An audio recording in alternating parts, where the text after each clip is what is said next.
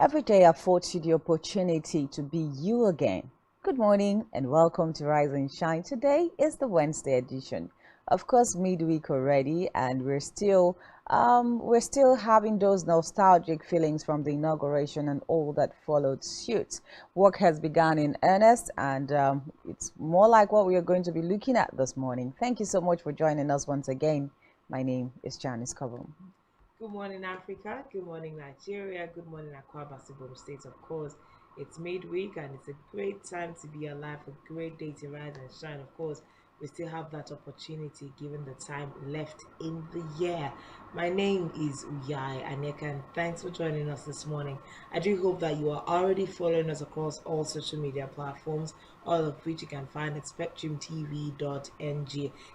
Especially try to follow us on Twitter at spectrumt online, and let's push the conversation of things happening in this country on all of those platforms. Good morning, and thanks for joining us once again. Yeah, definitely. Good morning, we are. Good morning, Janet. Yes, many conversations trailing. So many, when we look at even the speech that was made by President Bola Ahmed Tinubu, you find out that there's been so many reactions that have been trailing that speech. When we begin to dissect the speech in itself, you know that there are just different parts that he touched, during that particular inaugural speech. And we see that there's just been a lot Nigerians have been reacting to at this moment. A lot of Nigerians have been reacting, and we must say the reactions have been negative to a very large Yeah. extent, especially when we are looking at the general hike in petroleum products, especially PMS at this time. Mm-hmm. It's just an inconsiderate action that Nigerians are taking out on one another. As of this morning, we hear that fuel in Uyo at least is going for 700 naira per liter, in most places.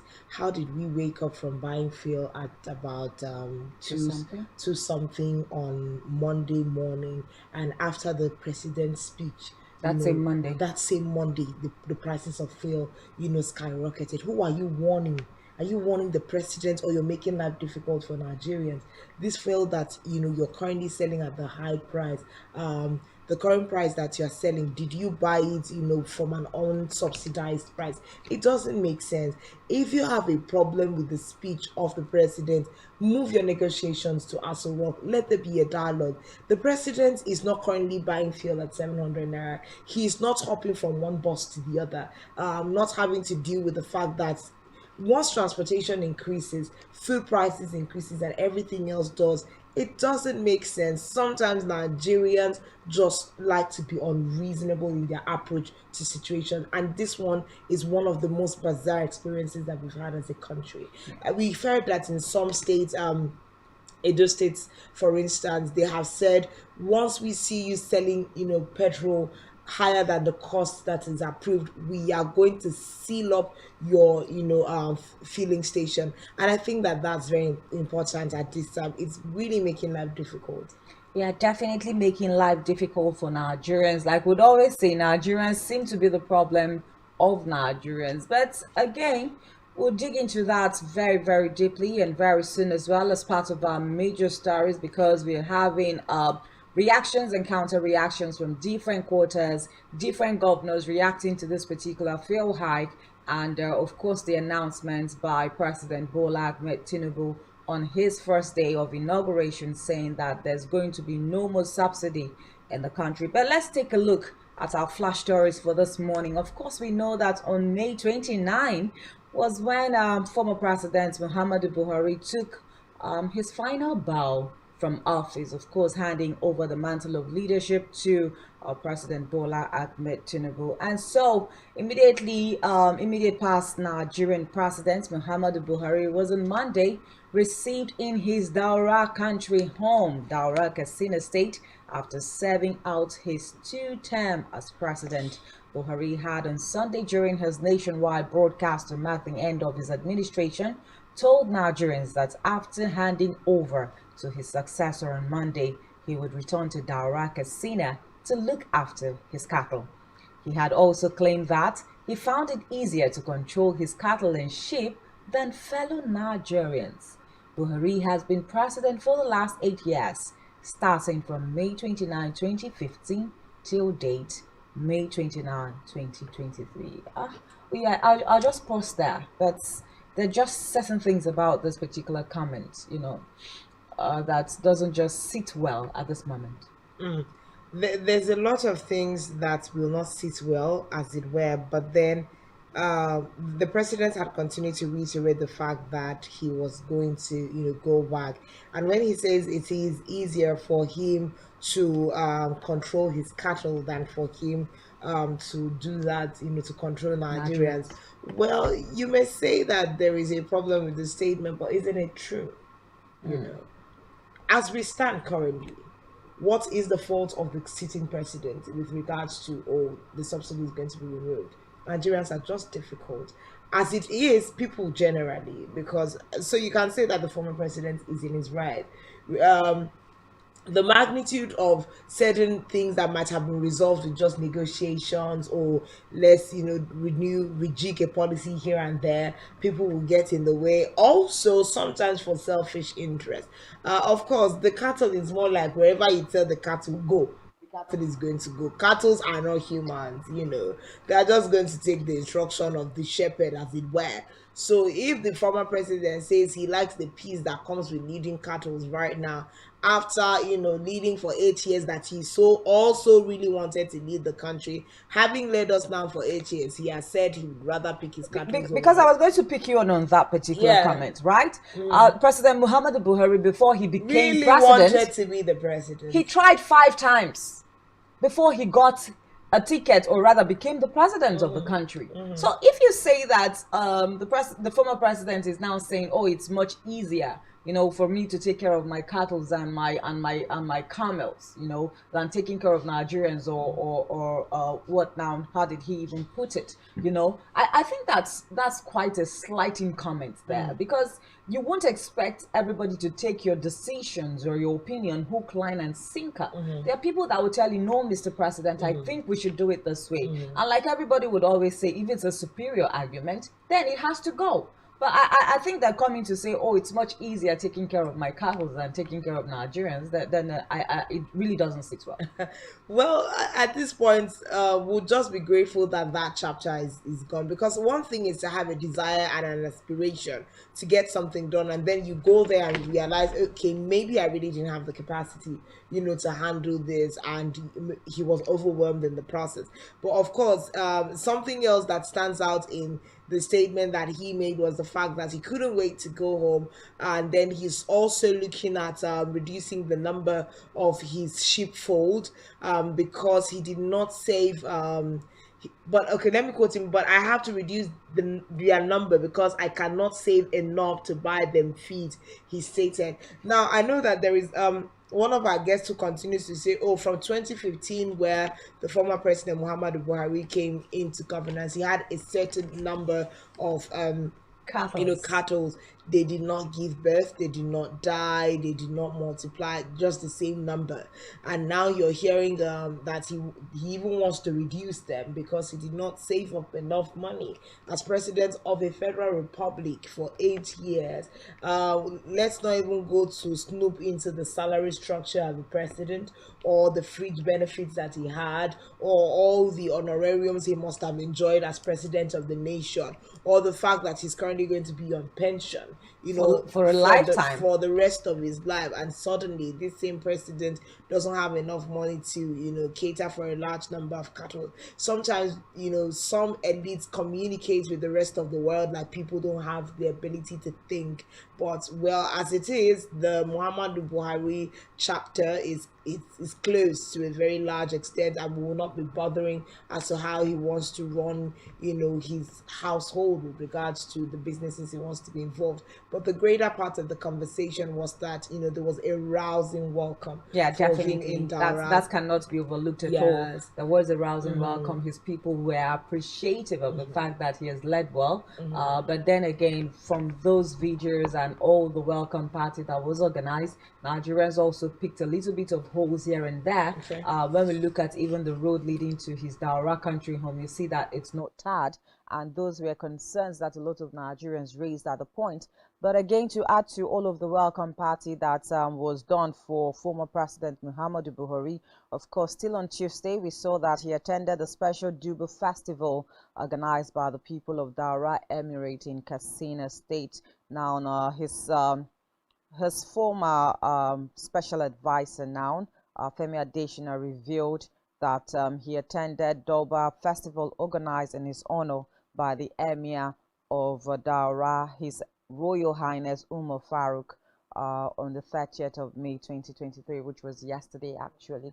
So well, we would say congratulations to President Muhammadu Buhari, but if you say that going back to his country home in Daura is just taking him away from all of the hassles associated with governance, I think not quite early will that happen for him, because we'll definitely still be having knocks on his door, just like the president Bola Ahmed Tinubu has also said and reminded him as well. Even though he wants to go far from the seat of power, there will definitely be knocks on his door, because he needs to also be like giving more information till this particular administration stabilizes and settles.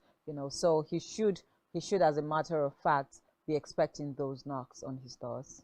Well, yeah, we're sure he expects it, but we can't, overlook the fact that he's going to be enjoying a lot more peace than Exactly. he's enjoyed in Maybe the he's going to last 8 sleep years. well. Yes, sleep For well, since maybe have a different schedule for sleeping time and waking up time, Yeah. spend his time as he so pleases. Like, the social events he was able to attend in Katsina State, all of the likes of those things, just relax. He accepted his time. Just like we would continue to look into the dreams and aspiration of Bola Ahmed Tinubu, who is now our president. It was a lifelong dream. So for the likes of President Muhammadu Buhari, now he, got that aspiration settled, that Yeah. desire to be the president of the nation settled.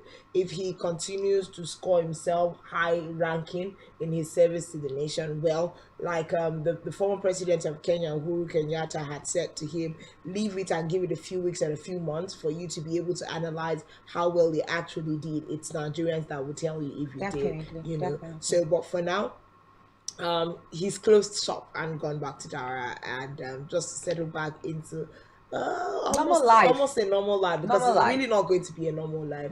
Once an ex-president, always an ex-president. There are always demands for elder statesmen, but then pretty much almost a normal life again. Yeah, definitely. But then, moving on from there, we have a new president. I think we'll just continue to ring that in 2 days now. And we see the fact that President Bola Tinubu has resumed officially at his duty desk as he arrived at the State House Abuja on Tuesday at about 2:30 p.m. Now, this was his first day in office after being inaugurated as president at the Eagle Square, Abuja on Monday, 29, 2023.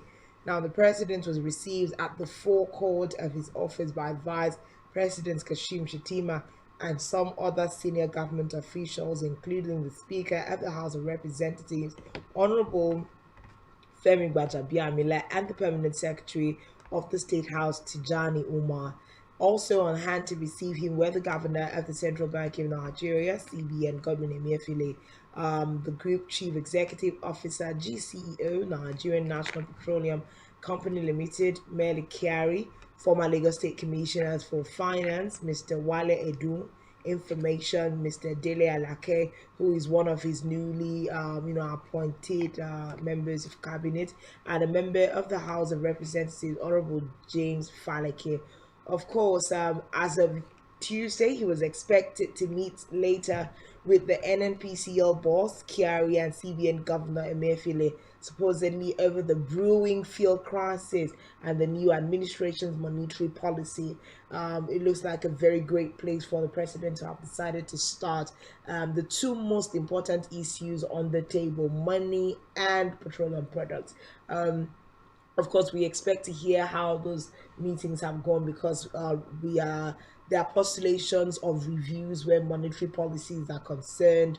How is the new administration going to go about the removal of fuel subsidy and stabilizing the country at this point? Let's not even forget that Mayor Kari had rightly said that NNPC has stored up fuel that can last the country for 30 days. We have enough products on ground, so the experience that we're having is self-induced, and all of that. But yeah, the president has resumed work, more like hit the ground running. Yeah, definitely. He has always said that he's going to hit the ground running, and it's good to see that just 2 days after his inauguration, he's started work already, and we're looking forward to so many things at this moment. Nigerians are anxious to see how this particular administration would go and fare as well at the end of the day. But it's good to know that one of the major issues he's going to be dealing with as he starts off administration or governance is going to be looking at the fuel subsidy issue.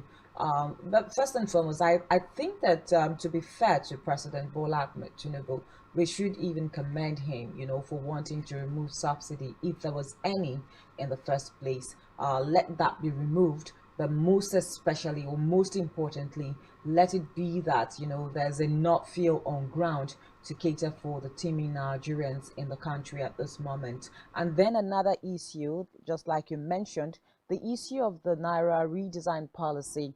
I think we were talking the other day, and we said that for a very long time now, we've not even seen the new monies anymore in circulation. So we are asking, what exactly is happening? Where are these new Naira notes, that had to put Nigerians in very dire circumstances? A lot of people lost businesses. A lot of people even died because of this. A lot of people lost properties. We know how Nigerians got to the edge, or more like the cliff of the mountain, and decided to unleash that anger on properties, bank properties, and banking halls. We saw that happen. We saw how people lost their lives because more like their monies were being trapped somewhere. They didn't know where to go to. They didn't know how to even feed their family. So it's something that we really need to revisit. We were laughing the other day and saying that, what's his name now? The governor of Central Bank of Nigeria, Godwin Emefiele, wanted to seek Study leave. study leave actually, and Nigerians said no, you don't have to do that. The president shouldn't grant that, offer to him.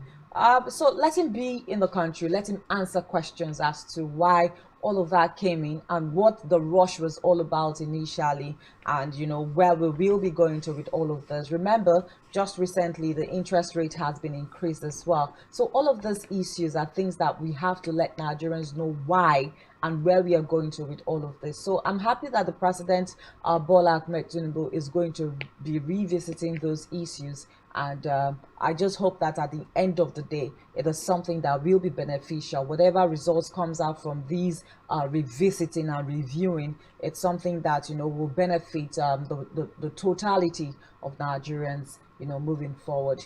But that's just it there. Of course, President Bola Ahmed Tinubu resumes office, and so also his vice president as well, Kashim Shettima. We also saw him resume work yesterday.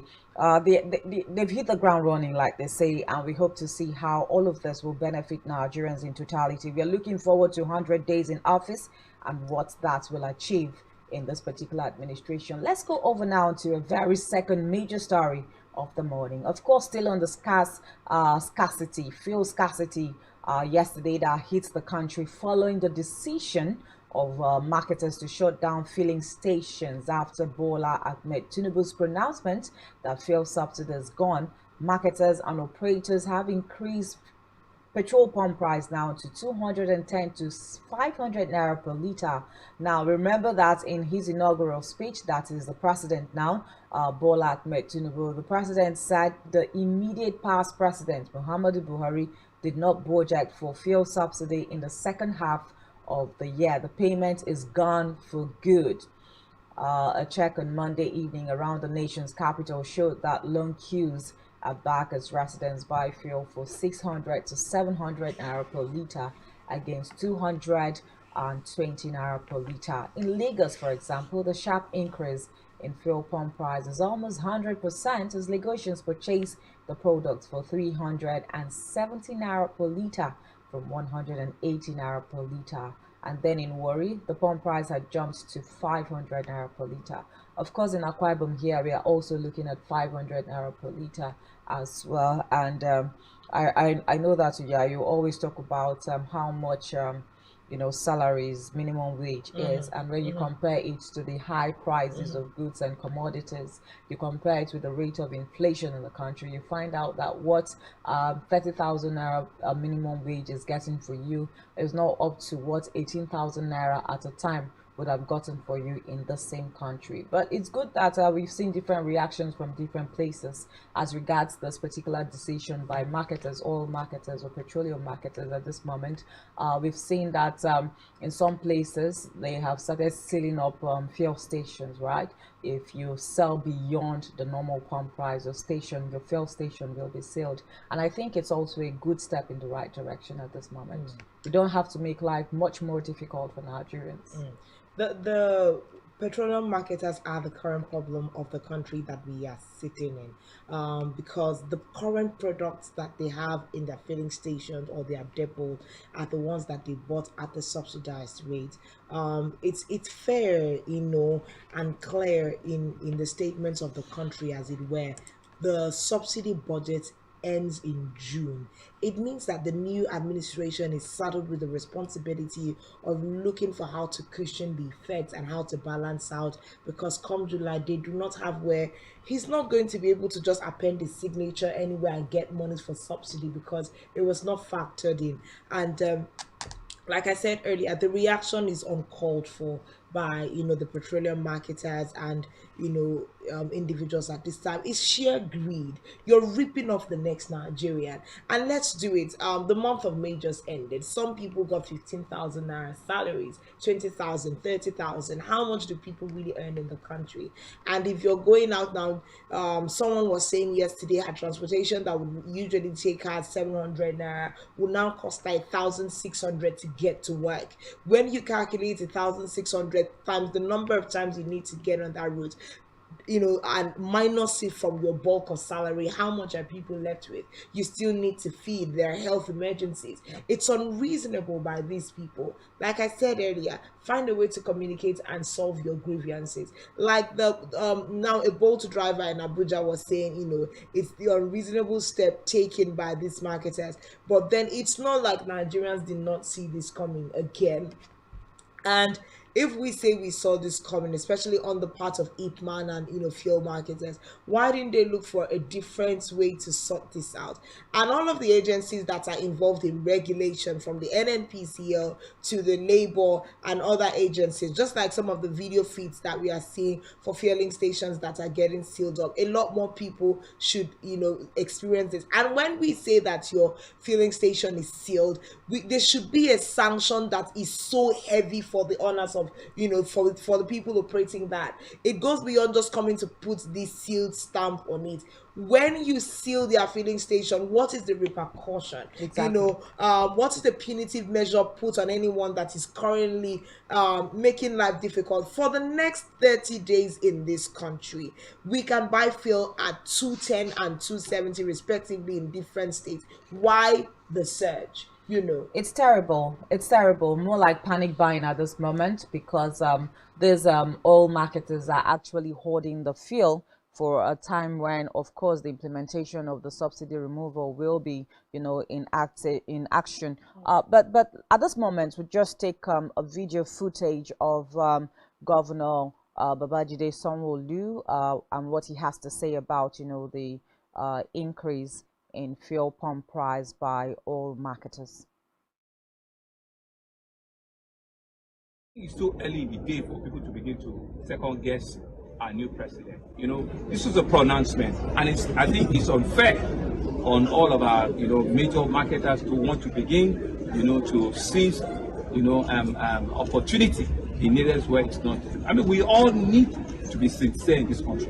If we really want to get things done, let us know that yes, we might need to belt up a little bit, but it's really so that we have a better life down the line. There's nothing that has changed in our pronouncement that will have caused, But hey, I'm sure the federal government that we have will be able to rise up to it and be able to deal with it. So I want to encourage everyone to be law-abiding, to go about their normal business, and things will certainly turn out for us for the better. Thank you. Seize, opportunity in areas where all need to be sincere. Well, serious issues there. We give credit to Arise Television for that particular footage.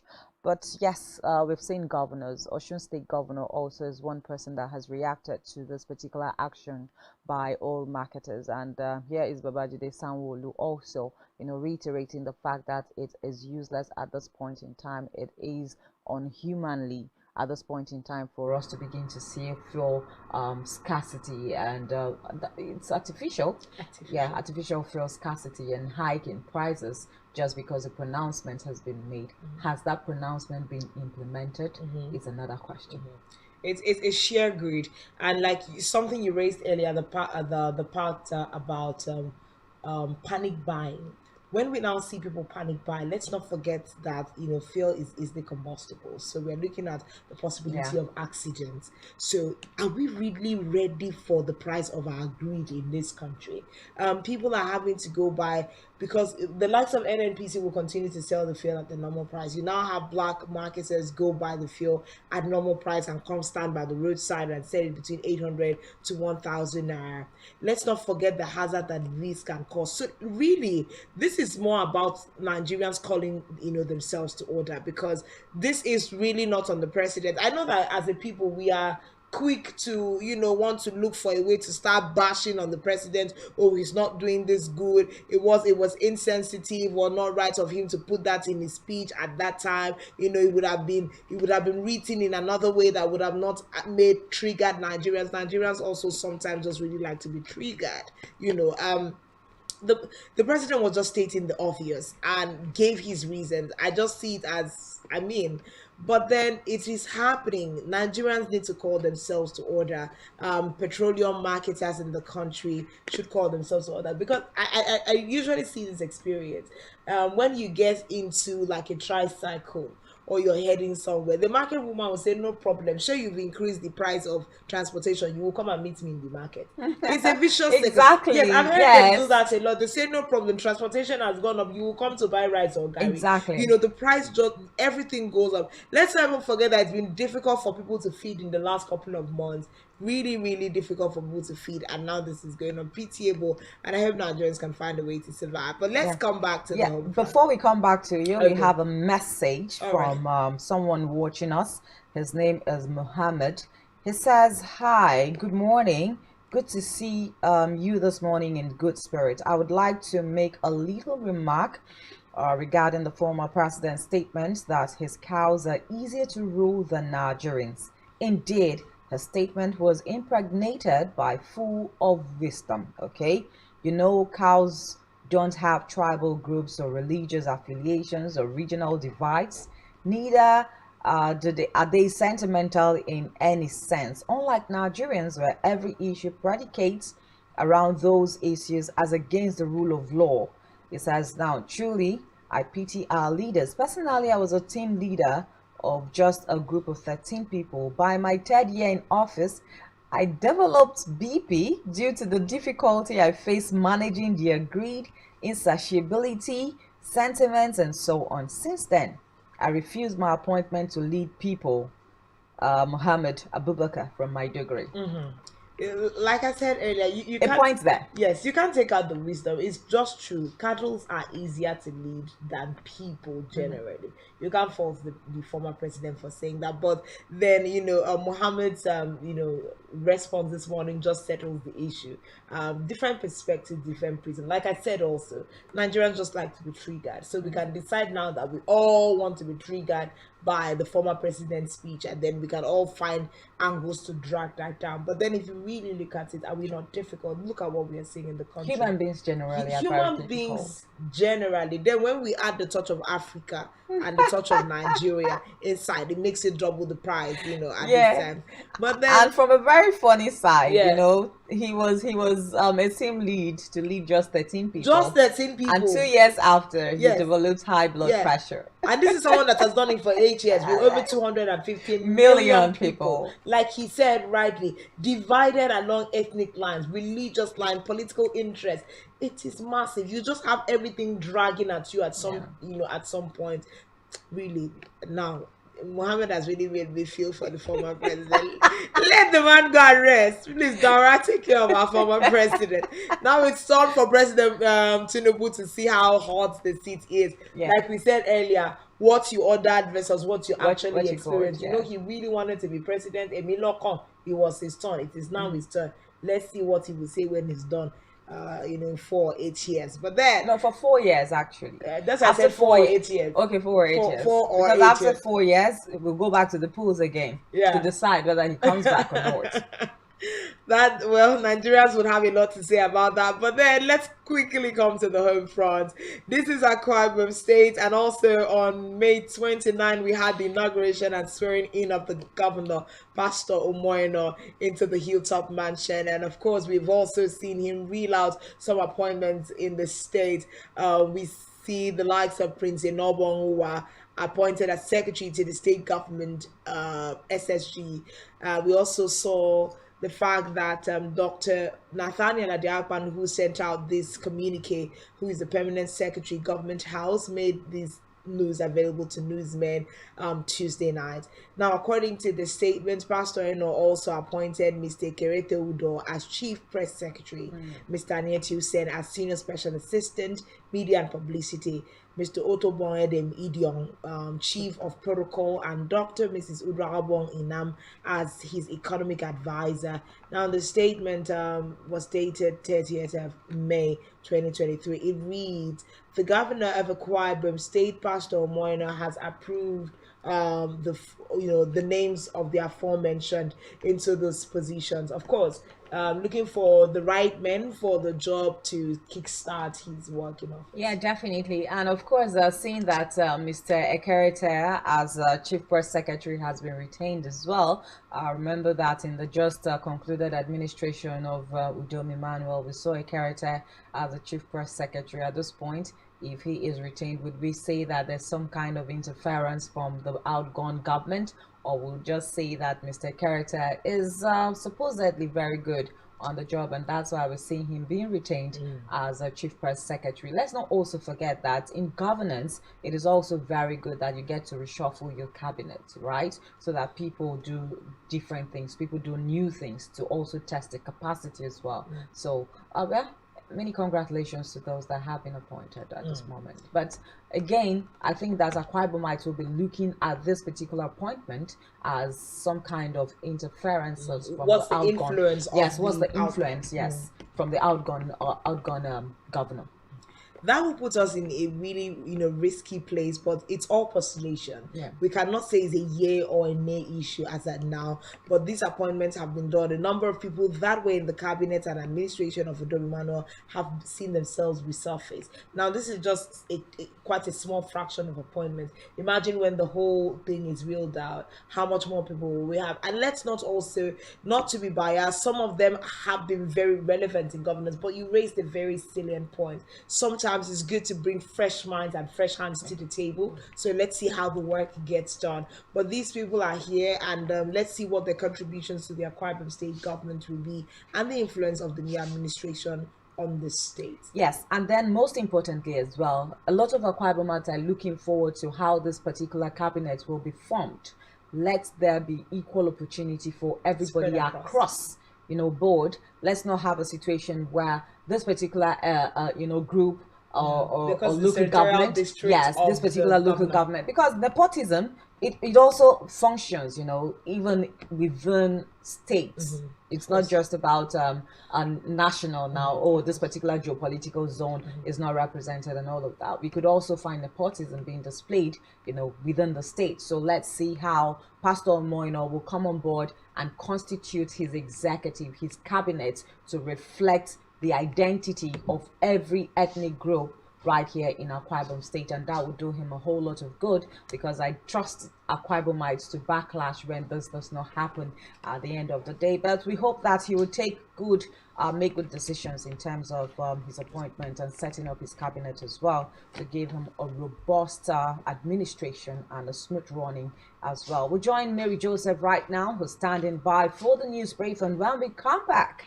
of course, still more on Rise and Shine this morning. We'll be looking at our focus conversation, what lies ahead, the task ahead for President Bola Ahmed Tinubu. And also, we'll be looking at our papers this morning. What do we have on our national dailies? We'll be back in just a moment.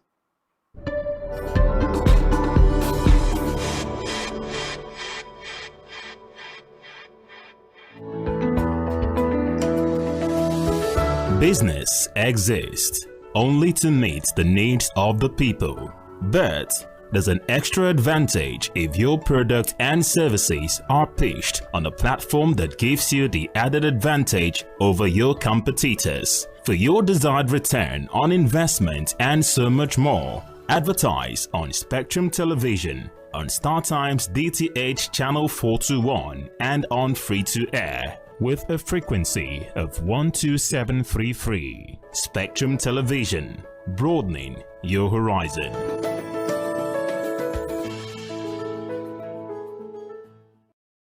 Nigerian police, which is the only one allowed by cross level. Our governors have to share police powers with the president as stipulated by the constitution. We do not have a federal government police force. We have the Nigerian police force, which shall be administered, organized, and supervised by the Nigerian police force. No, my lord, I want to say something. I want to say something here. Perhaps it might also enlarge the scope of people who should be invited here for examination. My lord, if we cannot find those who literally murdered Abiola, who are those people who could be said to be the beneficiaries of the death of Abiola? Rogers has linked you with some of the killings he did. He never did. He linked you with the attempted murder of Hebrew. He did not. My lord, the Matters Council is leading the evidence in our matters. Is this an adversary proceeding? It's not, my lord, but you can't be talking about cases which are in court, Is my lord. this an adversary proceeding? It's not, my lord. These cases are in court, my lord. I'm just reminding your lordship. My lord, sorry, my lord, I think I'll be in cross-examination. Legally Speaking, a program that deals with legal issues and questions we face as citizens of this amazing country, Nigeria. Legally Speaking. Join us every Friday from 5 p.m. to 6 p.m. for Legally Speaking. One truth not often told is about the transformation that Africa has undergone in recent decades. Africa is shaping its own destiny and should be referred to as the African opportunity. On Spotlight Africa, we paint the African picture the African way, laced with truth, detail, and the color of the African continent. Join Uyai Anyekan every Tuesday and Thursdays at 4:30 p.m. Spotlight Africa, telling the African story. Every society is premised on the quality of relationships forged by its inhabitants. The health of these relationships determines how well people, relationships, organizations thrive and how long they stick together. Join Uyai Anyekan on Connect every Wednesday from 6 p.m. to 6:30 p.m. and on Sunday 2:30 to 3 p.m. on channel 421 on StarTimes to catch all the conversations, interviews, real stories, and how to navigate relationships and family life in the 21st century. Real people, real faces, real stories. Connect live on Spectrum Television.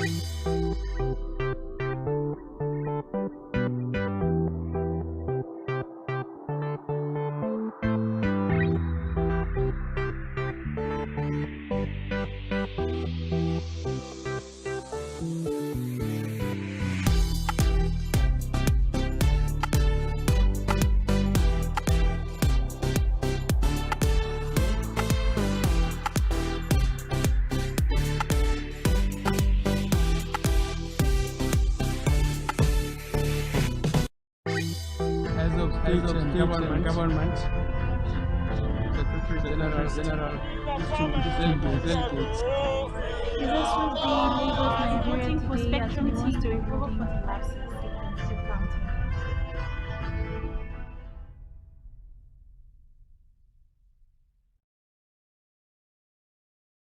Good morning. You're welcome to your morning news brief on Spectrum, live from Uyo. I am Mary Joseph.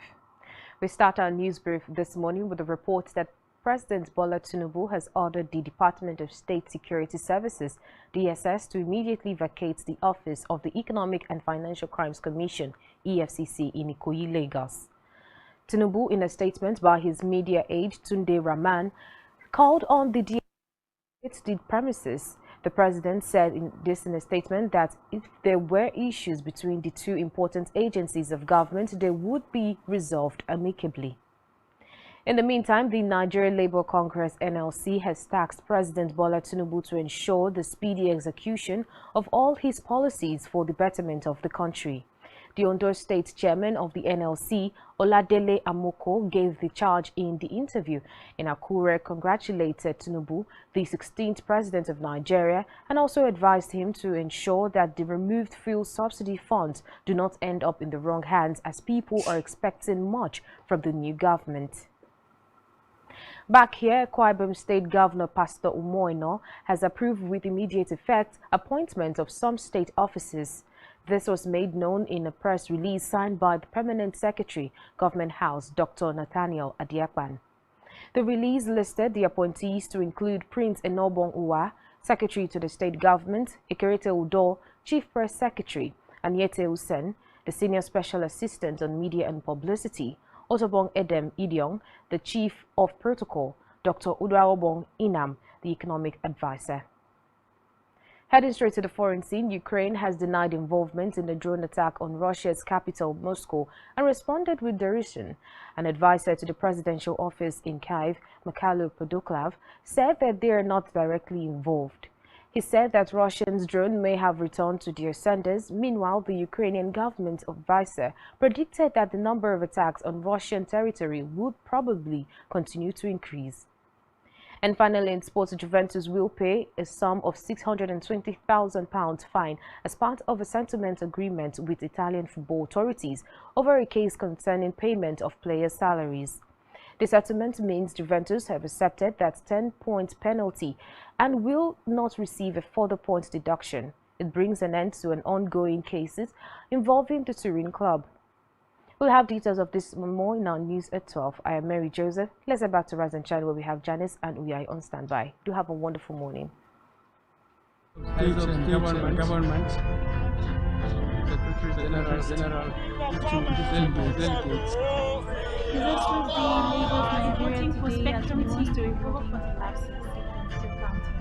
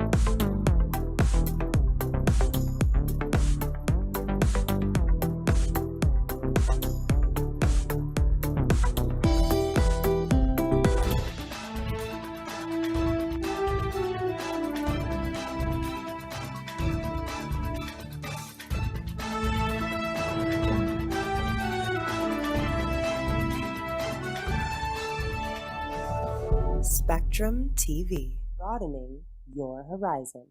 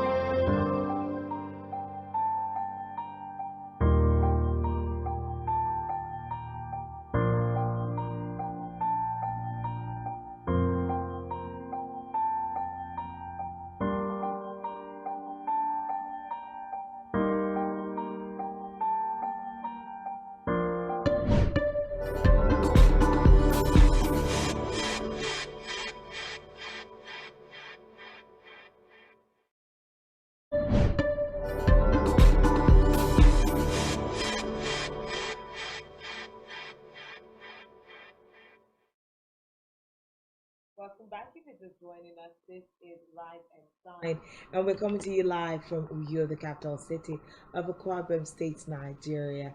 We've just returned from the news brief desk where we had Mary Joseph bring us tidbits of global news.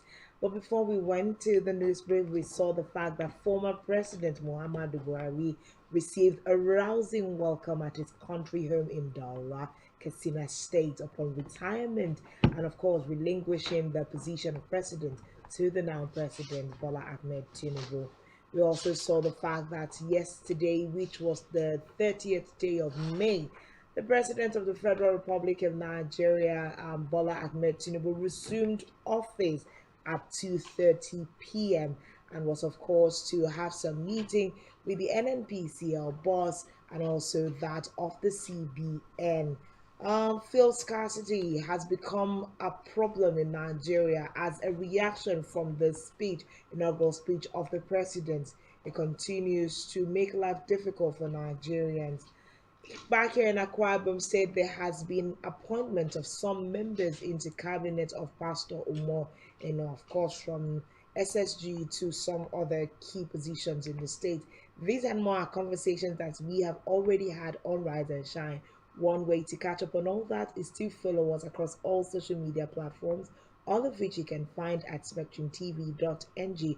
You need also to be following us on Twitter at spectrumt online. Let's get the conversation going on there. At this point, we move on straight now to Spotlight Dailies, where we bring you information from the front pages of our national dailies.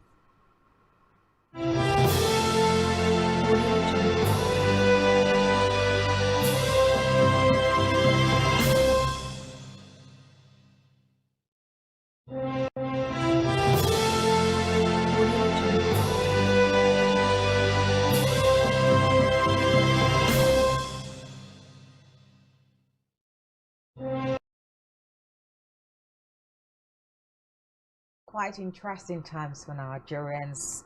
Let's see what we have on our national dailies this morning. The front pages are repleted with a lot of stories, interesting stories as well. Let's start with Daily Sun. The big story here says, "Don't dare Nigerians." Of course, that's a reaction to President's subsidy removal statement. Don't dare Nigerians. NLC wants Tinubu. Okay. Looking at the rider here says, "Fuel scarcity, high prices, marketers stop sale. Removal not with immediate effect." Tinubu's media center.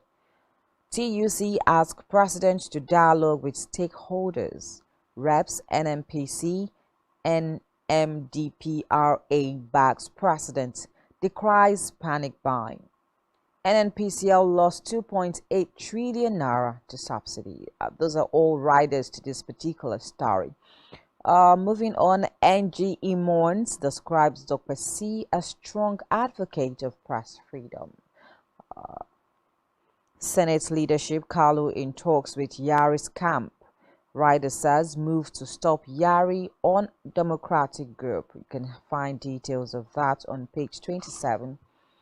Tinubu orders DSS to vacate EFCC's Lagos office forcefully taken over. That story can be found on page 4. Court okays federal government no work, no pay against ASU. You can find details of that on page 6. Moving forward, President meets Emefiele Kyari. The writer says states weak in debt management, financial transparency, CBN. You can find that on page 25. Tribunal admits documents tendered by Obi in defense of petition. Of course, we remember that the election petition tribunal started off again yesterday. And here we have it, that the tribunal has admitted documents tendered by Obi in defense of petition. But for more details, of course, you can check out page 28. And I think, okay, the last story for this morning says Biafra Day. IPOP shuts down South is 30 arrested in Enugu. And the writer here says massive urges Tinubu to release Kanu. You can find details of that on page 28. And that's all that we have on the front page this morning. Moving on from we'll go to the Punch newspaper. Looking at the Punch newspaper this morning. The big story there says fuel sells 600 naira per litre, queues worsen as filling stations shut. Tinubu, NNPCL, GMD, others meet. Framework for removal underway. Federal government cannot fund subsidy again. Owes NNPCL 2.8 trillion naira, says Kiari. Kwara, Ekiti, Bayelsa governors, others warn marketers against hoarding. Tinubu inherits over 16 trillion naira uncompleted projects. 11 trillion naira spent on moribund refineries in 13 years, says House of Reps. ASU, court okays no work, no pay policy. We also see here on the front page of the Punch, National Assembly anti-zoning group condemns alleged plan to arrest Vetera and Yari. Page 7 is where you can find that story.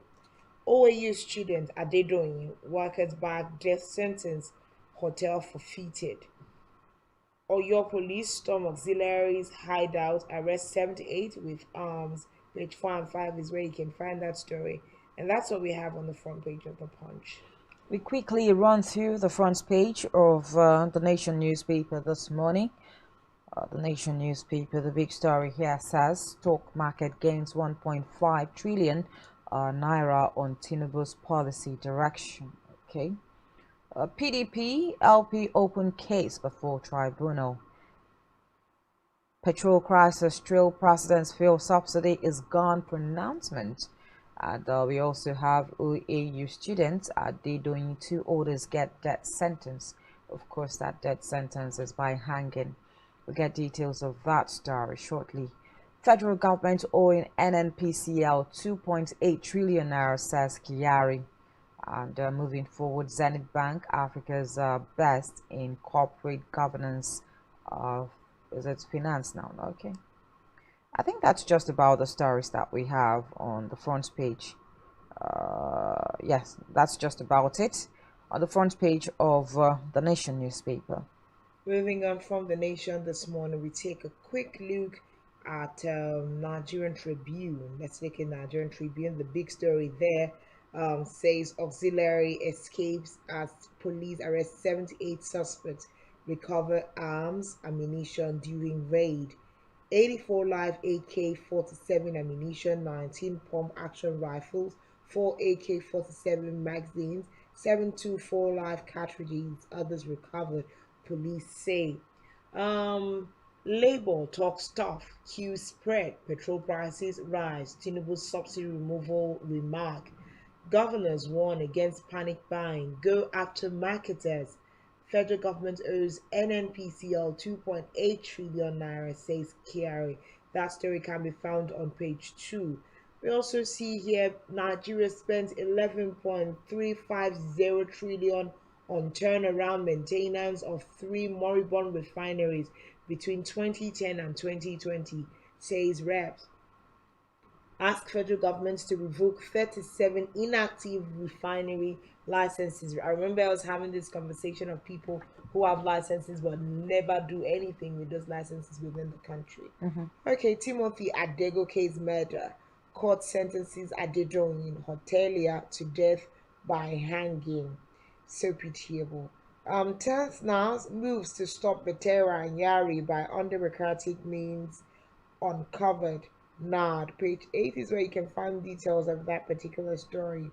We also see here Nigerian woman gets accolade for curating World Cultural Diversity Day celebration in Glasgow. Of course, page 22. Tinubu directs DSS to vacate EFCC office, page 29, as both agencies fight over ownership. Zenith Bank recognized as best corporate governance financial institution in Africa. Court upholds federal government's no work, no pay policy against ASU. And that's all we have on the front page of Nigerian Tribune. Quite interesting stories this morning being reeled out from the front pages of our national daily. Shows that a lot of issues are still lying unattended to in the country as we speak. That's our last paper for the morning. We'll just open the phone lines up for Nigerians to have their reactions, have their say, and maybe Mohammed from Maiduguri can actually call to say something this morning. Of course, he's following the show, but quite sad stories. Yeah, yeah. This particular story, Timothy Adegoke, an ex-master student of the Obafemi Awolowo University, who was murdered in a particular hotel in 2021. Yes, we would say many congratulations to those that seek justice for this particular case, for justice being served at this moment. But again, when you look at it, 2021 to this moment, more like 2 days or 2 years, almost 2 years, getting to 2 years. So questions are beginning to brew, like what's happening with our judicial system? Why do we always take cases this long? Well, why does it take the judicial system this long to also administer justice or bring about justice in the country? So it's really pitiable at this moment. We know that a lot of investigations goes down, but how can we get to that point where investigations are done quickly, you know, with all the apparatus needed to do these investigations, and if the matter is being taken to court, you know, judgment is given speedily as well? Well, in terms of some of these kinds of cases, the investigation might actually take long depending on the details. We see even cases of murder sometimes take 10 years to unravel and someone to be convicted for it. But it's good to even see this one came in 2 years. The family would have to, you know, go through fresh reminders that, theirs was murdered. But then it's good to see that they have been nabbed. But it is still a great call for the judicial system to sit up in places where they're slacking. Well, major stories happening. We've already begun to see great news. Tinubu inherits over 16 trillion uncompleted projects. And you say it's great news? I'm saying it's great news because these informations are expected in the next couple of days. You're going to begin to hear, oh, I received an empty treasury from the state government. There was nothing left for me to start working. So what I'm saying is great news is that we've already started seeing it come out for the federal government. Uncompleted project by the past administration handed over to the Tinubu-led administration stands at 16 trillion naira. And when you say we have this number of projects lying fallow, are they going to be continued by this administration? Do they want to pick up 16 trillion naira worth of burden to finish, or that's going to be the end of this project? So those are some of the things that this kinds of information will be brought. That, of course, that story is on the Punch newspaper and details are on page 28. Yeah, quite I don't know how to put it right now, but again, we would not expect that the former president, Muhammadu Buhari, started and completed all of the projects in his blueprint, when he became president. So there's, like we'd always say, governance and, its continuum. So we definitely have to be inheriting, just like President Bola Ahmed Tinubu might also leave after 4 years, and we are hearing that, oh, there's so much uncompleted projects. So if governance is continuum, then he has to inherit some of those things, do what he can and leave the rest. But again, when we say uncompleted project, it means that monies have been expended, monies have been disbursed, for this particular project. So we'll also be asking and making audits on how the monies were managed, what is left of these monies that were disbursed and allocated for these kinds of projects, and of course get the contractors that have been awarded the contracts to continue, or we find people behind bars for misappropriation of funds. All right, so moving on from there, another big story this morning is the fact that the court has ruled that AXU is not going to be receiving any pay for months that they did not work. Of course, this is on the back of the strike that was held by AXU last year, and the ruling on a suit filed against the union by the federal government. The industrial court held that the no work, no pay rule enforced by the Nigerian government against the members of ASU who went on strike in 2022 is illegal. So we are saying the fact that they're going to be forfeiting their salary. Is illegal? Is legal. Okay, legal. Yes, actually legal. So they're not going to be getting any monies, for the months that they did not work. Whether there is room for them to appeal that particular judgment, that I may not be able to say right now, but that's where the court stands on that particular issue. But it's quite frustrating to see that for a very long time now, the issue between ASU and the federal government has not been resolved. It's been dragging. It's been dragging, and what exactly is happening? That's the question. what exactly is happening? Why can't we put, an end to this impasse between the federal government and ASU? Why can't, the federal government do their part? Why can't ASU also do their part? Because when we see that this crisis is looming, there's always the fear that ASU might also go on another strike, and we don't know when they are going to be coming back. Well, the court has also held that it is the violation of university autonomy for the Nigerian government to impose the Integrated Payroll and Personal Information System (IPPIS), which is a major, which was and is a major bone of contention between the issues of ASU and the federal government. Now the court is also saying that should not be imposed on, the union, yes, who reserve the right to determine how their salaries should be paid. So, like you just said, the issue is still going back and forth, and we really don't know where it's going to settle. But right now, we see that there's going to be no pay, and but then how then are these lecturers going to, survive? A lot of them got into massive debts, at that time and all of that. But we really need to review our working systems around the country, the environment and the benefit structure, for all of these different sectors, so that work can always go on smoothly. Right. Okay, yeah, that would be the end of this particular segment at this moment. We'll take a breather now, and when we come back, we'll be looking at our focus conversation for the morning.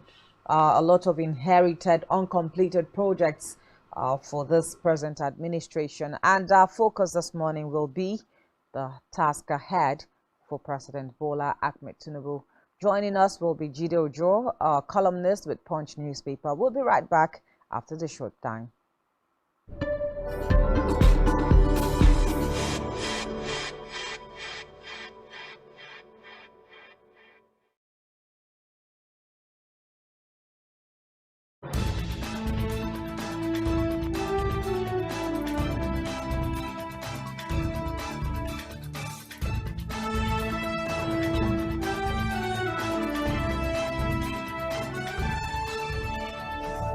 Spectrum TV, broadening your horizon.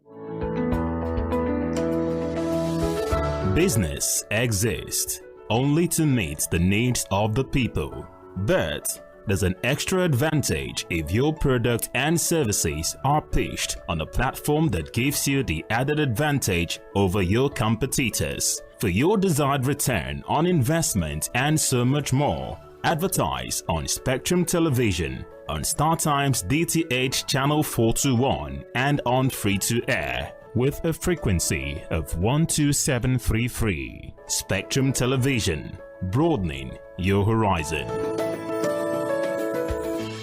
Every society is premised on the quality of relationships forged by its inhabitants. The health of these relationships determines how well people, relationships, organizations thrive and how long they stick together.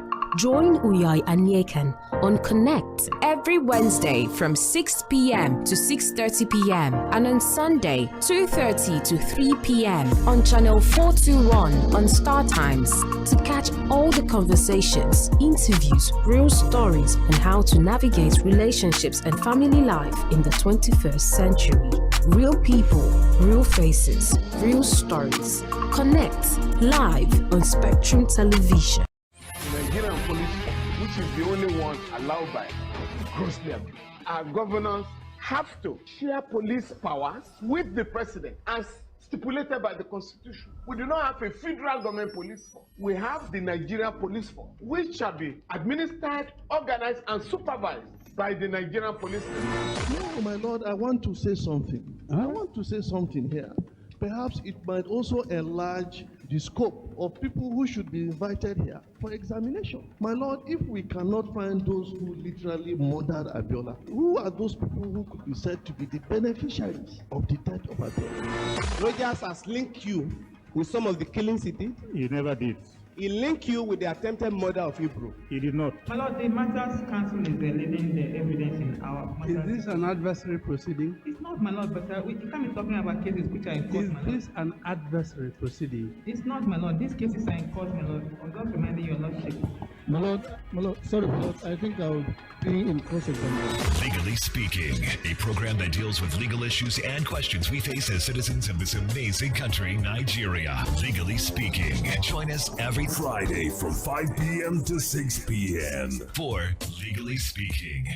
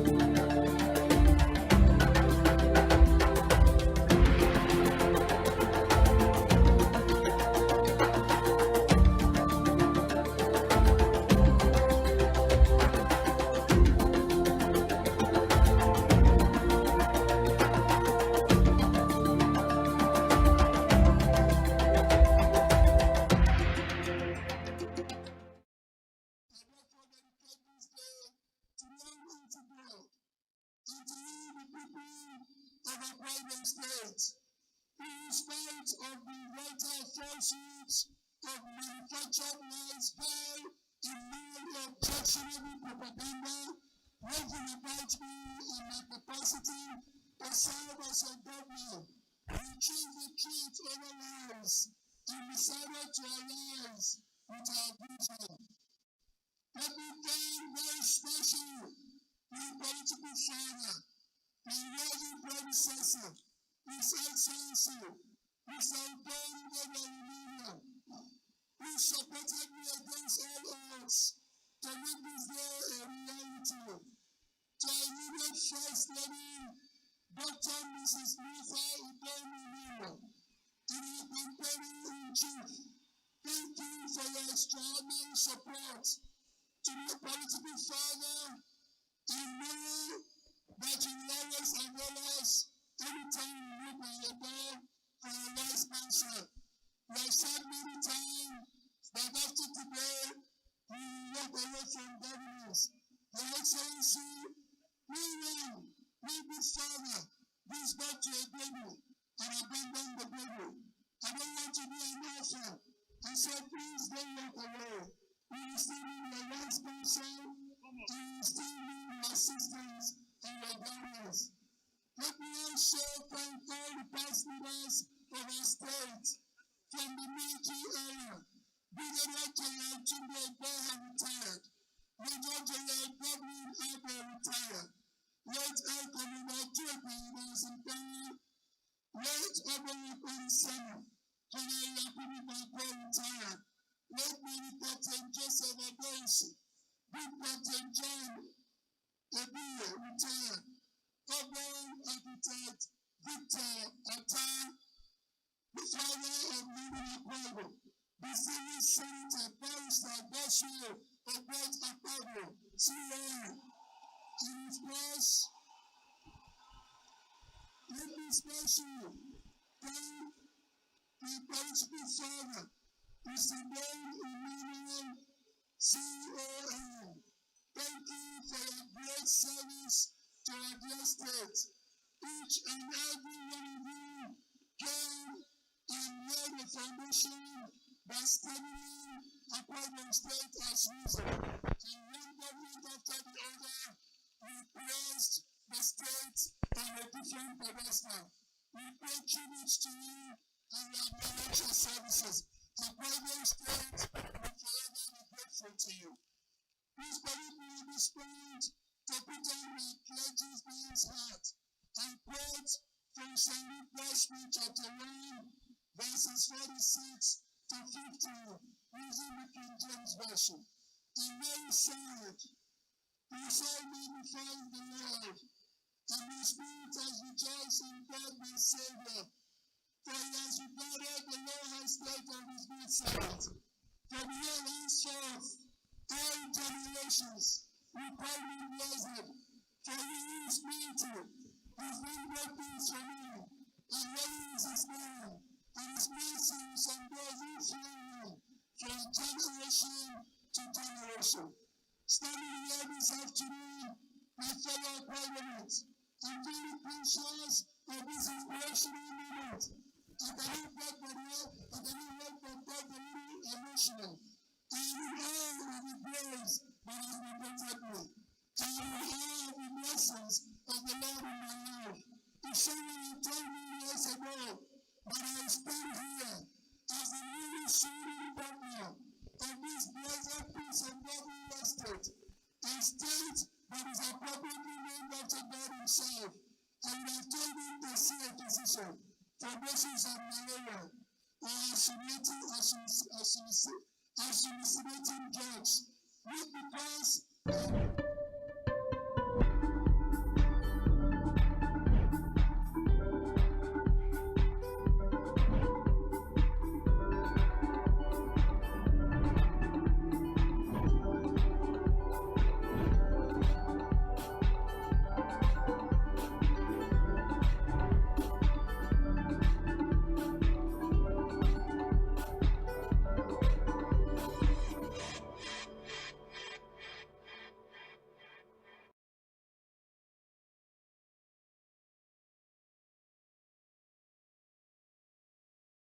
All right, welcome back. A new dawn, they say, have risen in Nigeria. Of course, we have a new administration in place, and that is the administration of President Bola Ahmed Tinubu's administration. But the big question a lot of Nigerians have been asking, the task ahead, will he be able to do it? Joining us this morning to give perspective to this conversation and more is Jido Ojo, who is the Executive Director, Oja Development Consult, author, columnist with the Punch newspaper, host of Development Focus with Jido Ojo on ITV, and of course, a public affairs analyst. Many thanks for joining us and good morning. Good morning, Janice. Good to see you. Thank you very You're much. looking royal and regal.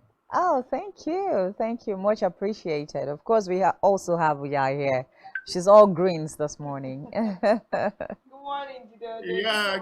Yeah, true. One Nigeria. Yeah. I can see you are in the mood. Yeah. Yes, so the spirit of the inauguration is still upon us. Well That's done. true. Yes, sir. Just to piggyback a little bit, inauguration was May 29. We didn't get a chance to speak with you. How was that whole event for you? What were your general analysis of the whole process and your thoughts going forward on the new president and his administration?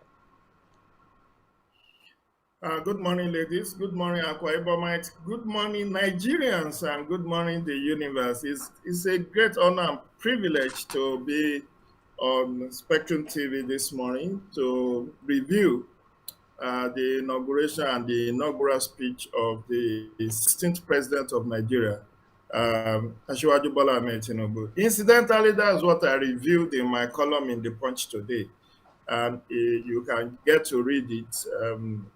It's simply titled The Review of President Tinubu's inaugural speech.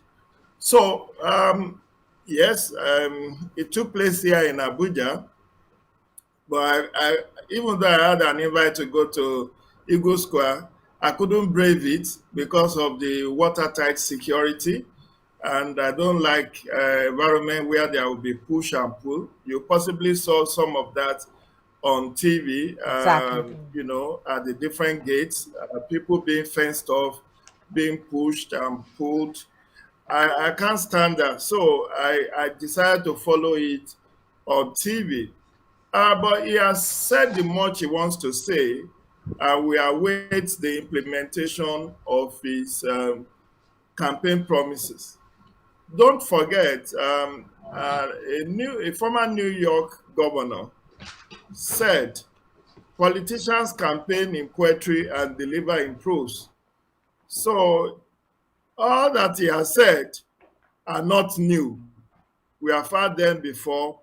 In 2015, we had a government of change who promised the C agenda to tackle insecurity, economy, and anti-corruption. But when that same government was winding down, we have lost 63,101 Nigerians to, you know, insurgency, banditry, and all of that. So, and the man said is fulfilled. How could you be fulfilled when you lost 63,000 of your citizens in 8 years? But he's entitled to his opinion.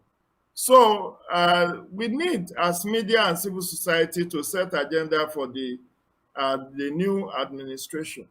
But let me quickly say that while it is imperative for us to hold Bola Tinubu to account, we should also not forget that on Monday, 29th May, there were also 28 governors that were inaugurated. Exactly. Out of 36. And if you cannot reach the sun, go for the moon. If you cannot impact or, you know, engage at Abuja level, you can engage at your state level. The governors need to also give accounts of their stewardship. They need to be made to fulfill their campaign promises. Thankfully, we are in the era of ICT. So many of them had websites. They have documents that they have uploaded on their website. We need to download and start to track their performances from day one.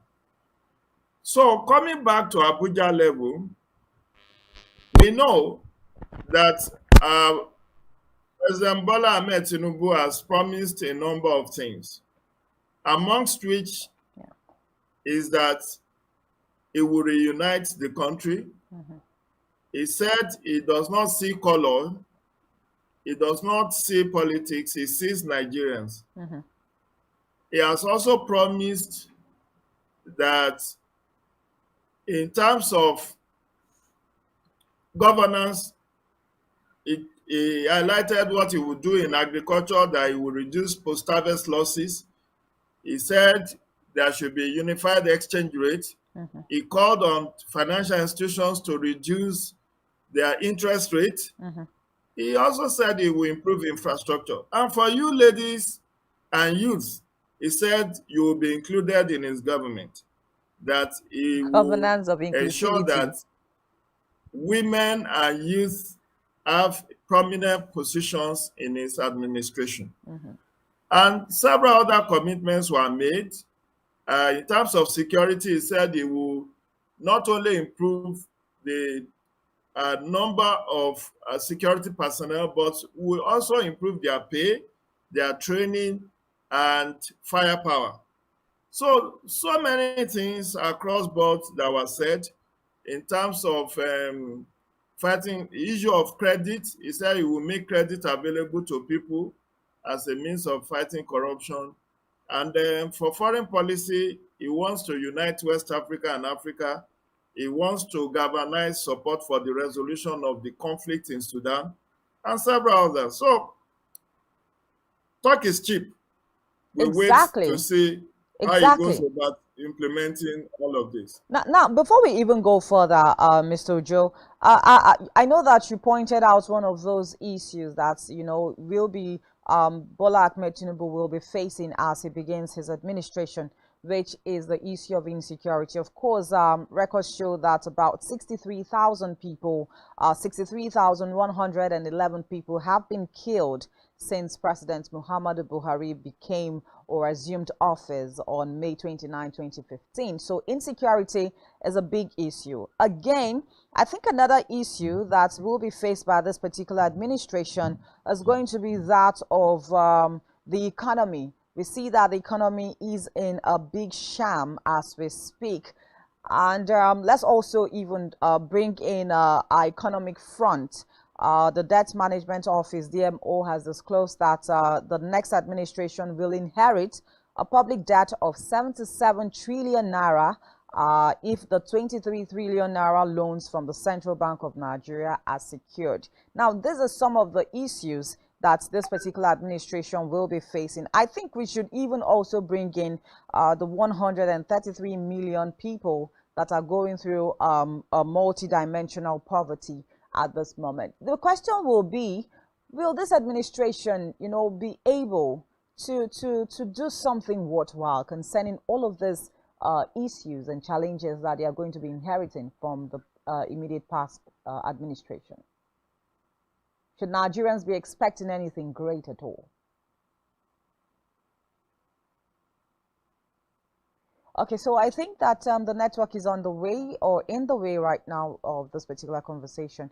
Mr. Joe, did you get my question? Can you hear me? Yes, we can hear you. I did. Okay. I got your question. I said, did you hear the president on the eve of his inauguration at the pre-inauguration dinner? He said Nigerians should not pity him. Exactly. That he asked for the job. So that he asked for the job. So if somebody says, don't pity me, who am I to be pitying him? The point is that he said this is the proudest moment of his life. He has fulfilled his life ambition. And the wife said last Sunday that the family does not need the wealth of Nigeria, that they are okay. So he asked for the job, he has to do it. If he fails to do it, he could either be impeached or he will fail to get re-elected in 2027.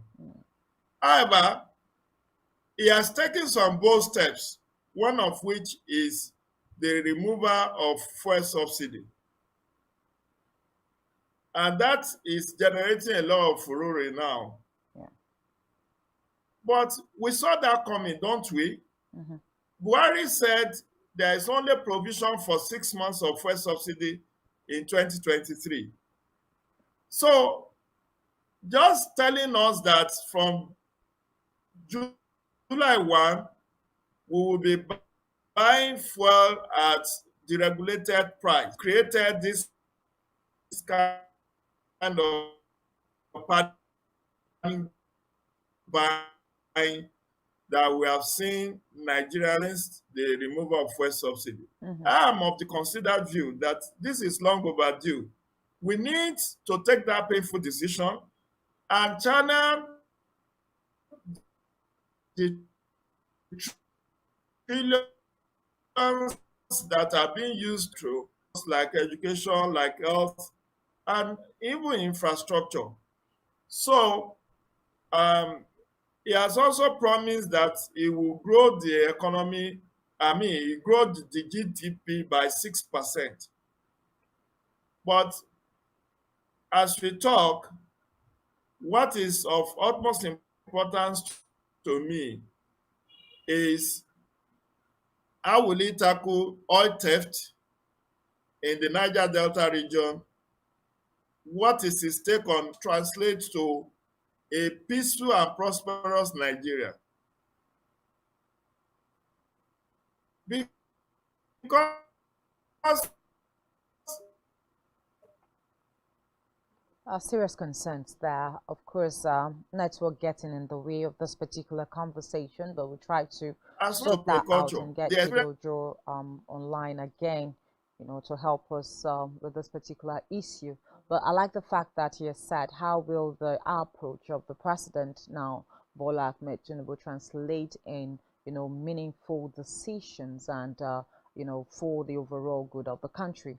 Because when we even take it back to his pronouncement on the fuel subsidy removal, a lot of people are saying that, look, his approach is more like a military approach. He comes and says, dishes out instructions without really, coming back to sit on round tables with those stakeholders in this particular industry to ask questions and to have robust conversations before giving out such decisions or making such decisions. So approach is very important while we take on governance. What is the approach is going to be using is a very pertinent question that we should be asking at this moment. But again, so much for in the plate of President Bola Ahmed Tinubu.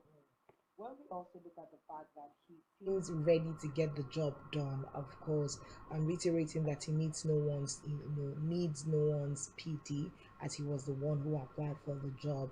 Let's believe that he's going to be one of those leaders that, as against popular opinion, may actually be so good for the nation. Like you said, implementation style is very important. Okay, we have Jide Ojo back. Sorry, network was getting in the way. If you can hear us clearly now, you can finish on your train of thought, and then we'll get right back into the conversation.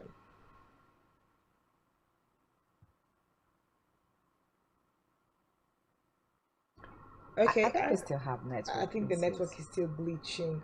But a lot of things to be said. President Tinubu's administration. What is the task ahead? What are the expectations? We are also reviewing parts of his speech, certain things that stood out in his inaugural speech. Some of which Nigerians are already reacting and leaving a new this morning with Jide Ojo. He's a public affairs analyst and a columnist with Punch newspaper. There's a lot to talk about. We really would just love this to continue. We take a quick break now, and when we return, we'll fix up the issue back end, and this conversation will definitely continue. Please stay with us.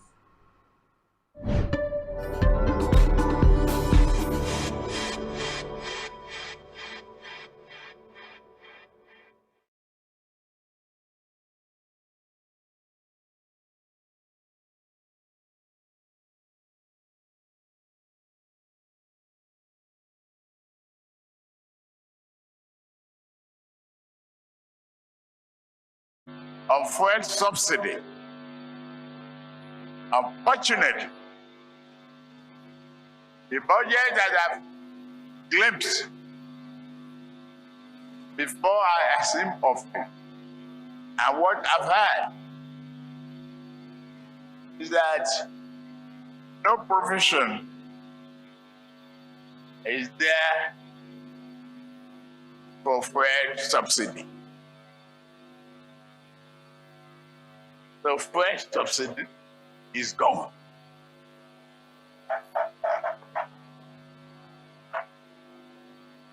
On fuel subsidy, unfortunately, the budget that I've glimpsed before I ask him of him, and what I've heard is that no provision is there for fuel subsidy. The fuel subsidy is gone.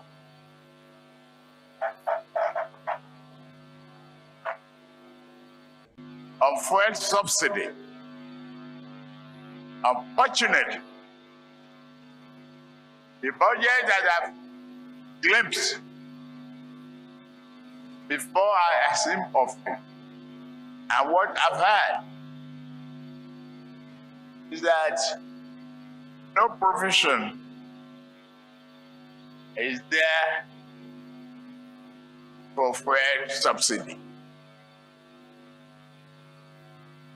The fuel subsidy is gone.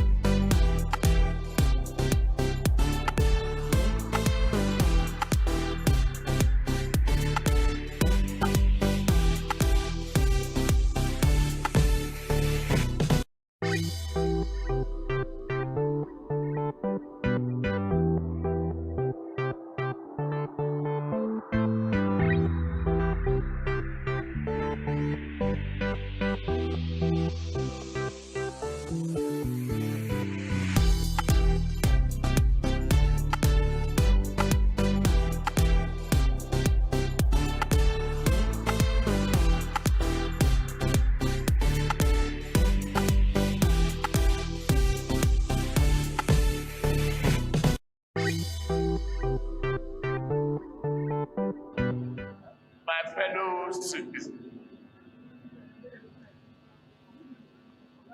I stand before you honored to assume the sacred mandate you have given me. My love for this nation is abiding, my confidence in its people, unwavering.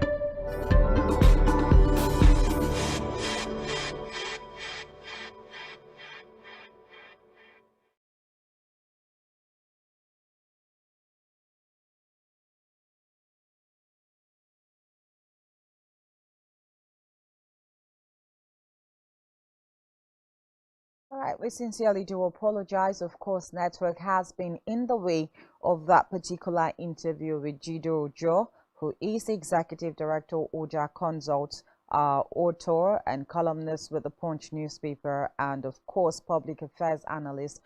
Thank you so much, Jide Ojo, for joining us again. We're looking at the task ahead of President Bola Ahmed Tinubu. Now, just to link up with what you were trying to say earlier, the president is not asking for Nigerians to pity him. He has said that this is what he wanted. It's a job that he wanted, and I think he says he's equal to the task of doing that as well. And of course, we also had the First Lady say that you know, they don't need the money of Nigerians to be able to do anything. They are already rich people at this moment. But then again, you were talking about the fact that subsidy removal has been causing a lot of reactions and counter reactions from different sides and different parts of Nigeria. So just go ahead on your train of thought or the task ahead for President Bola Ahmed Tinubu.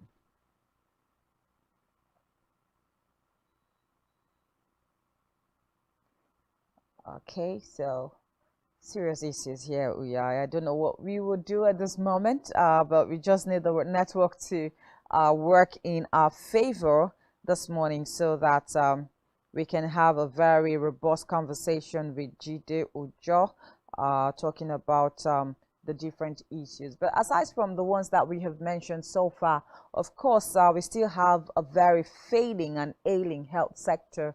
You know, doctors, different as unions in, you know, the health sector going on strike now and then. And we should not even allow the ASU strike to slip by in this particular conversation, because very serious issues, serious challenges in the educational sector as well. Some people, analysts, have also said that we should just cut former President Muhammadu Buhari some slack, be fair to him a little bit, because he did not also come on board in 2015 with a very good economy. The likes of the electricity sector was also failing at the time that he picked up the economy. But again, would we say that he has left it in a better condition or worse condition than he took up this particular country in 2015? Serious issues. Many sides to the coin, of course, and more conversations to be pushed. And in reality, there's a lot of sectors that will be grappling for the attention of the president at this time. But it will be more of, you know, prioritizing what sectors have first-hand impact on Nigerians, especially when we are looking at alleviating poverty and taking Nigerians out of the poverty line. We've had more people fall beneath the line, stands at about 150 million now, and that's a lot of number. So if we, you know, the presidency prioritizes, you know, the sectors that are most important and will directly affect the people, that will help. Jidojo, we sincerely apologize for what you know, the experience is like this morning, but we'll just attempt to still look into the conversation of the task ahead. Going forward, let's look at the fact that we have a lot of ailing sectors in Nigeria, and some of which has been handed down to the current administration. So let's just say there is a robust task ahead of the president. What do you think, and how do you think he should go about, you know, his introduction, yes, around the task? This morning on the front pages of Punch, we see that he has about 16 trillion naira worth of unfinished projects. So let's even say we are starting from there, with projects laying fallow. How is he going to fare? So he has his job cut out for him. For me, I've said, first and foremost, we need to task him on compliance with the rule of law.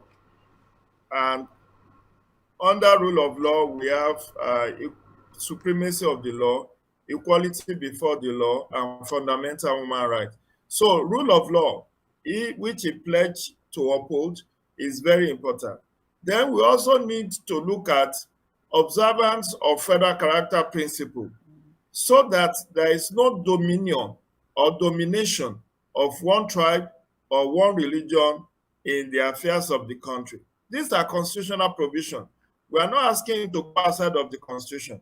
The Constitution in Section 14 says, Section 14, I think, sub 3, says that there shall be observance of federal character principle for purposes of national cohesion and national loyalty. So, first is to reconcile the country, bring the entire country back. He said he does not see color, he sees Nigerian. He needs to demonstrate that. Bring people on board. and attract the best brains from in and out of Nigeria. There are Nigerians in diaspora doing great and wonderful things. Did you know that in Nigeria, Bayo Ogunlese owns Gatwick airport in UK? In fact, 2 airports in UK is owned by Nigeria. And you think there are so many unsung heroes of Shina cabinet in UK. There are so many others who could be attracted. Somebody brought Okonjo Iweala to Nigeria. Somebody brought Akinwumi Adesina to Nigeria. Somebody brought Obiese Kwesili from the World Bank. So what I'm saying is that the challenge is enormous, but they are not insurmountable. And as for the plethora of uncompleted projects, already talked about what to do with these uncompleted projects. Some of them are supposed to be auctioned off, and the proceeds used to complete the viable ones, the ones that will add value. Because, my sisters, the truth is that many of these projects that are said to be abandoned was established for political considerations. Imagine all the military all the military arms in Nigeria now have established university. There's University of Army, University of Navy, University of Air Force. There's University of Transportation in Daura. So many universities that you don't need. We have the National Defense Academy here in Kaduna, adjacent to Nigeria, to Abuja. They are degree awarding. NDA is a degree awarding institution. Why do you need to go and establish Army University in Borno State, where the former chief of army staff comes from? So there are so many projects that are just white elephant, and these projects have to be discontinued, possibly auctioned, and the proceeds from that use it to implement the completion of the extant one. Okay. Now we know the debt portfolio of Nigeria is in the excess of 77 trillion. But look at what I have raised this issue. Do you know, ladies, how much you are losing to oil theft? As at the last count, last week, CBN Governor Godwin Emefiele said Nigeria could only meet 1.1 million barrels per day out of the 1.8 million barrels per day oil production. So where does the remaining 700,000 goes to? Mark you, Ghana is only producing about 20,000 crude oil per day. Nigeria is losing over 700,000 per day. And just imagine if Ashwaju could block that oil theft, the proceeds, the revenue that will be generated from that can be used to fund some of these infrastructural projects rather than going and borrowing. You saw that in the toilet of Buhari administration, they quickly went, as of last Sunday, or was it last Saturday or Sunday, they went and amended the CBN Act to allow them to borrow more money beyond the 5% threshold. They now increase the threshold to 15%. That means they want to continue to run government on debt. Every country borrows. If you follow what's going on in the US, they are also talking of raising their borrowing ceiling between Joe Biden and McCarthy. Of waste.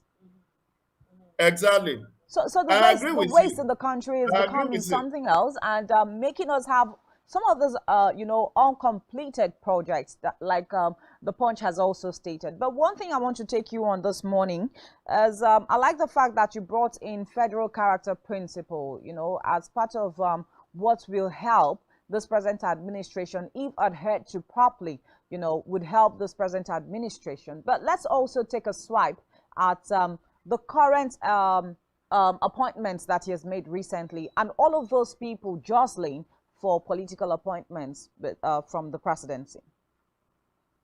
So what I've advocated is that you can get the best brain. You say you want to form government of national competence and not national unity. You can find competent people in and out of politics. I've mentioned on Channels TV on the day of inauguration, I said, look, Why shouldn't you appoint somebody from Labour Party, for instance? People like Professor Kingsley Moghalu, people like Professor Patu Tomi. You can bring them into your government, people who add value. Politics is over. Election is over. Now is governance. Get the best brain from wherever you are going to get there. Not political jobbers, not necessarily people who lost election. You now want to rehabilitate them. The Badarus of this world, the Simon Lalong of this world, the Ayades of this world. You now want to give them job for the boys so that they continue to live large on the country. No, I'm not saying those people I mentioned are not competent. They have been governors, but don't just use it. Don't just make appointment as a settlement of, we run barren politics. So don't just say, oh, because this person helped me in the election, the next thing is come and be minister. And I did one, and I will implore you ladies to read, mention that there is a lot of waste. How can you be voting billions of naira on welfare and entertainment? In the budget of Federal Republic of Nigeria, welfare and entertainment will take about 3 billion. What are you doing with welfare? If people don't want to eat before coming to see you, then let them go to the restaurant and buy their own meal. Did you know that in US, if you visit Joe Biden, you have to pay. Joe Biden will have to pay for the meal that you are served. And if he, as president of US, if the chef said, this is what you are supposed to eat today, Mr. President, and he said, oh, I don't like that, give me something else, he will have to pay from his pocket. There's no free lunch anywhere. That is a US that with all the advancement in technology. But here, you go and see president and you are partying with 1 million naira welfare, you are, take this for your taxi. These are the culture of waste. But beyond that, I also advocated, do we need 43 ministers? The outgoing President Buhari has 43 ministers. Section 147 sub 3 of the Constitution of the Federal Republic, as altered, said you are to appoint at least 1 minister per state. Assuming without conceding, that is 36. Yeah. But even that for me is too large. America runs its entire country with 15 secretaries. 15. That is a country with 300 million population estimate. They have only 15 ministers. Equivalent, they call them secretaries. Why would Nigeria, that has about 7 trillion naira in debt, be having 36, 43 ministers? It doesn't make sense. Okay. Then must we have 3 senators per state? In US have 2 senators per state. Every state, there are 50 states in US. Whether you are big or you are small, you are represented by 2 senators. Why should our own be different? What is the basis of having 3 senators and 360 House of Reps members? We can reduce that by 1/3 or scrap the Senate and have unicameral legislature at the center as we have in the state. These are very serious concerns and postulations that we hope that the new administration would consider. But because of time constraint, I would like for you to give thought to this. Something that was in the speech of the president. He said, "Our administration shall govern on behalf, but never rule over you. We shall consult and dialogue, but never dictate. We shall reach out to all, but never put down a single person for holding views contrary to ours." Now, if you would quickly just, put this in the box, just a few weeks after the campaigns and the voting, we saw that private stations were being sanctioned because of, things people came and said on air. And he has said no person will be held, for holding contrary views to the administration. He said he will not be dictatorial. One thing that Tinubu has been, defined as is someone who is larger than the systems and institutions of the country. Do you really think that he has the capacity to deliver on this, paragraph of his inaugural speech? He seems not to have choice but to deliver on that. That's one of the sound bites I took out of his speech, which I put in my article. that he said this. So we will remind him. And one of the show of good faith I've also canvassed is that he can release Mazi Nnamdi Kanu as a kind gesture to reconcile the Igbos with the Nigerian state. If he release him, all this sit at home on Mondays will stop. All this unknown government phenomenon will reduce, even if it's not totally gone.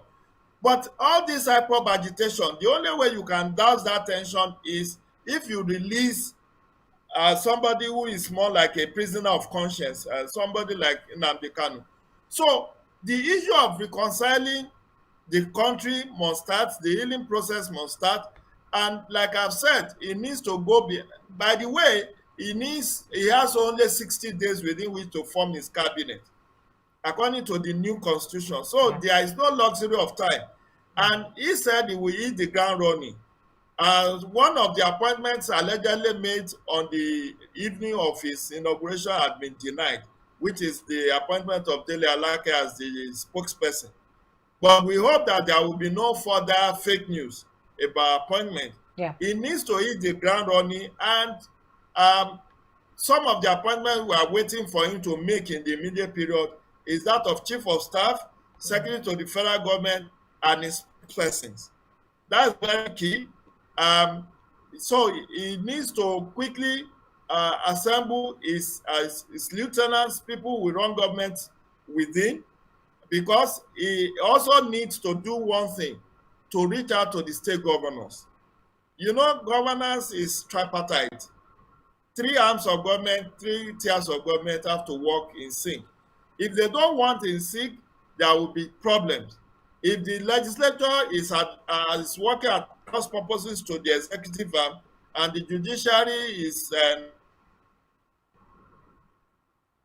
Okay, so much to expand on this particular conversation, but I think that so far so good. We've been able to, give some opinions and set some agenda for for this present administration as we speak. But the network seems to be on the way, and our time is up. So we'll say a very big thank you to Jide Ojo, who is the Executive Director, OJA Development Consult, and also Public Affairs Analyst. It's always a pleasure having Jide Ojo live here on set with us. But very quickly now, before we even leave the set, a message from a viewer, Mohammed Abubakar, he sends regarding President Bola Tinubu's inauguration speech. All I can say is that it was well-articulated speech, impregnated with carefully chosen thoughts, both wishful and meaningful. Truly, while watching him live making that speech, I was full of pessimistic thoughts, looking at his physical appearance and incoherent speech. Later, after reading the printed version of the speech, I noticed the carefully test period of time. It has been my prayer that God guide and strengthen Tinubu to actualize his vision.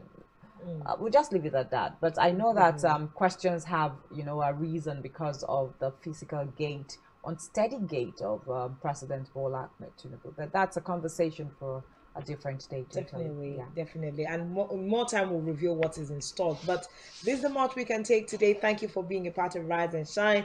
My name is Uyai Aniek, and make sure you're following us across all social media platforms, especially Spectrum T online and Twitter. Let's continue the conversation there. We'll definitely see you tomorrow. Yes, we'll definitely see you again tomorrow. My name is Janice Cobham, and thank you to our production team for doing a great job. Bye-bye for now.